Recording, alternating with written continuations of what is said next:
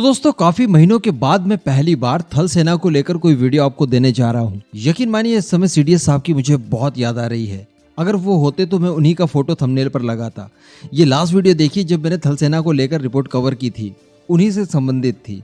खैर उन्हें याद करते हुए नीचे कमेंट बॉक्स में आप जय हिंद लिख दीजिएगा। मैं भी आपका ज्यादा समय न लेते हुए डायरेक्टली वीडियो शुरू करता हूँ। दोस्तों आप लोग कुछ समय से देख रहे होंगे कि भारत की सारी गतिविधियों को देखते हुए ये लग रहा है कि भारत युद्ध की तैयारी कर रहा है। हर तरह के जो टैक्टिकल वेपन्स हैं उनके लिए लगातार काम किया जा रहा है, लगातार उनके टेस्ट किए जा रहे हैं, उनके इंडक्शन किए जा रहे हैं, अलग अलग प्लेटफॉर्म से उनको लॉन्च करके देखा जा रहा है, उनके परीक्षण किए जा रहे हैं। इसका कारण यही है कि चाइना कभी भी भारत की तरफ अग्रेशन दिखा सकता है। हो सकता है कि वो ताइवान में कोई नया बखेड़ा शुरू करे, भारत बीच में न पड़े, ताइवान को बचाने की कोशिश भारत न करे, इसलिए वो भारत को डराने धमकाने के लिए हो सकता है कि कोई छोटे मोटे लेवल पर युद्ध करने की कोशिश करे। ऐसी परिस्थिति से निपटने के लिए भारत ये सारी तैयारियां कर रहा है। लेकिन इसी के साथ साथ हमारी थल सेना ने भी कुछ विशेष तैयारियां की है और इस बार की तैयारी ऐसी है कि चाइना की हालत खराब आ जाएगी। बताया जा रहा है कि थल सेना ने अपनी 6 डिवीजन जो कि पाकिस्तानी सीमा की तरफ तैनात थी, उन्हें वहां से बदलकर चाइनीज सेना के आसपास यानी एलएसी पर डिप्लॉय कर दिया गया है। अभी देखिए हुआ क्या है। दरअसल देश की उत्तरी सीमा पर चीन की तरफ किसी भी तरह के दुस्साहस को रोकने के लिए दुगनी मजबूती के साथ जवाब देने के लिए भारतीय सेना ने पूरा बंदोबस्त किया है।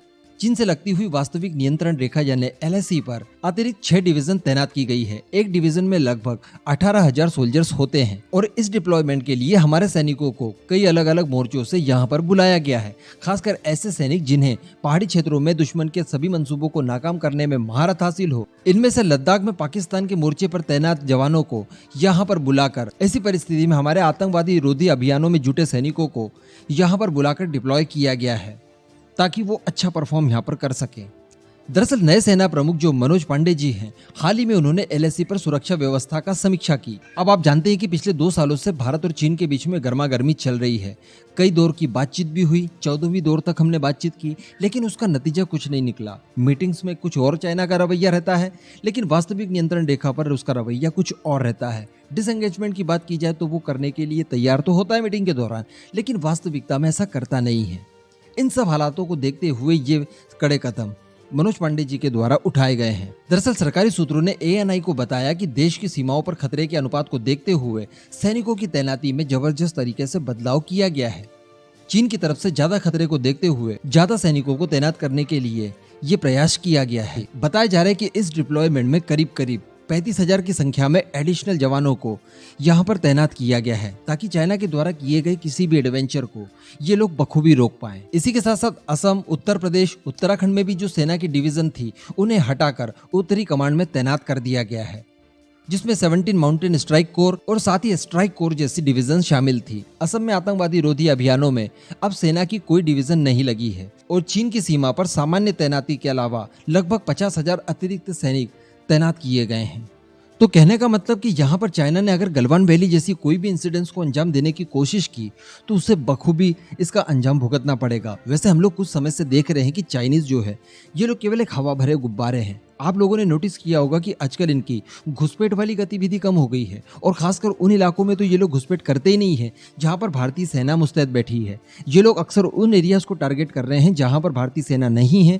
वो लोग कुछ थोड़े एरिया में अंदर घुसते हैं और जैसी भारतीय सेना आती है ये लोग वापस भाग जाते हैं और किसी भी तरह की हाथापाई करने की कोशिश ये लोग अब नहीं कर रहे हैं।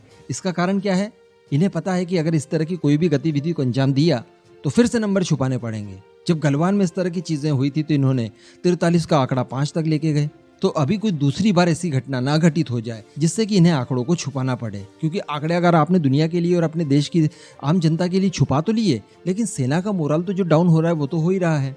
तो इस तरह की चीजों से बचने के लिए भारतीय सेना द्वारा ये कदम उठाया गया है और ये काफी सराहनीय है। काफी चतुराई से बहुत ही ज्यादा उपयोगी सैनिक ही यहाँ पर डिप्लॉय किए गए हैं जो कि इस वातावरण में आसानी से घुल मिल जाए। जिन्हें इस तरह के वातावरण में युद्ध करने के लिए कौशल हासिल हो, उसी तरह के सैनिकों को यहाँ पर चुना गया है। अब इस पूरे मुद्दे पर आपका जो भी मानना हो नीचे कमेंट करके जरूर बताइएगा।